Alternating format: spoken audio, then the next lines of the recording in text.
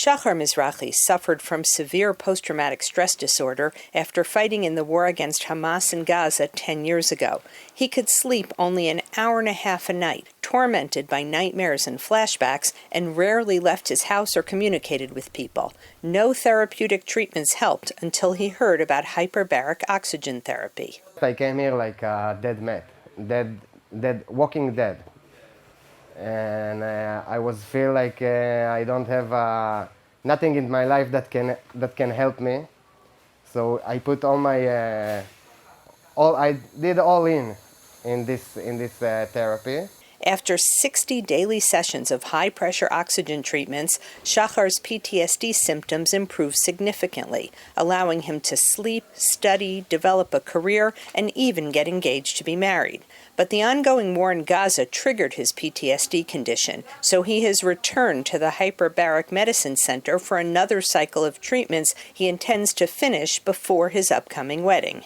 Now where the war starts, so everything back for me like in a big, it came like so big, and it makes me scared. The director of the Hyperbaric Medicine Center in Rishon LeZion, Dr. Shai Efrati, says MRI tests show that PTSD creates physiological changes in the brain. We had the theory that it might be possible that actually severe emotional stress can cause damage to the brain, which is not less and sometimes even more than just mechanical injury.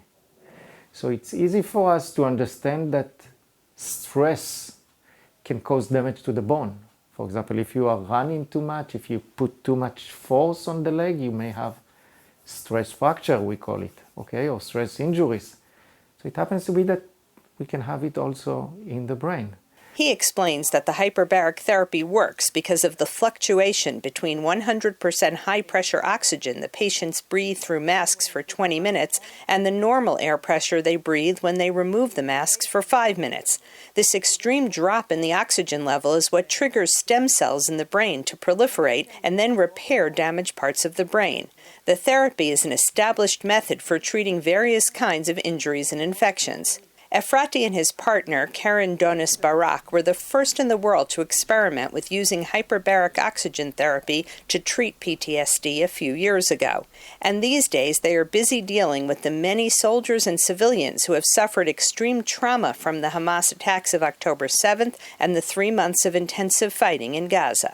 Most of our business was treating post-traumatic veterans with combat-associated PTSD, but after the 7th of October, we also treat many civilians that got severely injured during the attacks. We have about 300 patients by now, and we expect to have up to 2,000 patients in 2 years. The $10,000 cost of the center's treatments, which include a variety of therapies in addition to hyperbaric oxygen, is funded by the Israeli Ministry of Defense for veterans suffering from PTSD from Israel's wars going back as far as 1973. We've been treating hundreds of veterans. Many of them were injured in Yom Kippur War, and that's amazing to see that they get so much better after 50 years of PTSD. These Israeli doctors hope their innovative research in PTSD treatment will help veterans of both the past and the future. Their center is partnered with a Florida hospital treating U.S. veterans as well. Linda Gradstein, VOA News, Rishon LeZion, Israel.